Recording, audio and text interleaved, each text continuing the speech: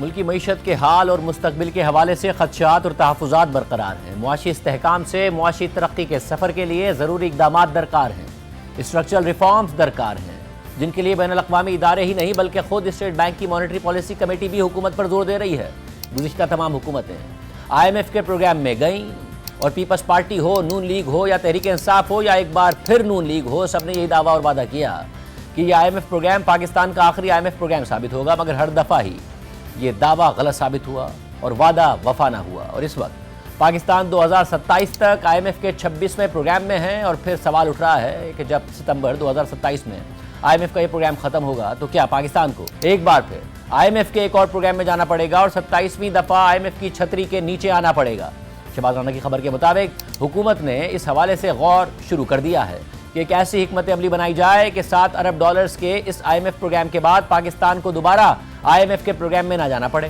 ذرائع نے انہیں بتایا کہ ایک ہائی لیول میٹنگ میں اس بات پر غور کیا گیا کہ ستمبر 2027 میں اس IMF پروگرام کے ختم ہونے کے بعد پاکستانی معیشت ایک اور IMF پروگرام کے بغیر آگے بڑھ پائے گی؟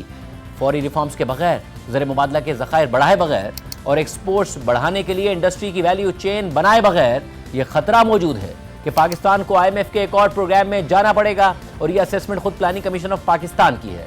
وزیر پلاننگ احسن اقبال کے مطابق اگر ہمیں اس IMF پروگرام کو آخری پروگرام بنانا ہے تو ہمیں اپنی ایکسپورٹ 2029 تک $63 ارب تک لے جانی ہوں گی، ورنہ پاکستان کو ایک اور ایکسٹرنل گیپ کا سامنا ہوگا۔ خبر کے مطابق پلاننگ کمیشن کی اپنی اسیسمنٹ یہ ہے کہ ملک میں پرائیویٹ انویسٹمنٹ میں مسلسل کمی آ رہی ہے اور پروڈکٹیو سیکٹرز میں سرمایہ کاری بہت کم ہے۔ ملک میں سرمایہ کاری کے حوالے سے ایک انٹیگریٹڈ اور اسٹرکچرڈ اپروچ کی کمی ہے، اور 2020-21 میں 47 لاکھ افراد بے روزگار تھے تو آج 60 لاکھ لوگ بے روزگار ہیں۔ پاکستان ہیومن ڈیولپمنٹ انڈیکس میں 193 ممالک میں سے 168ویں نمبر پر ہے۔ پلاننگ کمیشن کے اسیسمنٹ کے مطابق ملک کو پائیدار ترقی پر گامزن کرنے کے لیے انویسٹمنٹ ٹو GDP 20% پر لے جانے کی ضرورت ہے، جو اس وقت 14% سے بھی کم ہے۔ گزشتہ 24 سالوں میں پاکستان کی برآمدات میں صرف 4.1 گنا اضافہ ہوا، جبکہ ویتنام کی برآمدات میں 26 گنا اضافہ ہوا۔ پاکستان میں ٹیکس ریٹ بھی مختلف انکم بریکٹس میں انتہائی زیادہ ہے۔ پاکستان میں سب سے زیادہ ٹیکس ریٹ 45% ہے، جو کہ بھارت اور بنگلہ دیش میں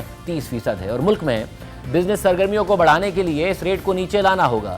اندرونی اسیسمنٹ کے مطابق معاشی ٹارگٹس حاصل کرنے کے لیے انڈسٹری اور سروسز سیکٹر میں سرمایہ کاری کو فروغ دینا ہوگا، جو کہ پیداوار اور ایکسپورٹ کے انجن ہیں۔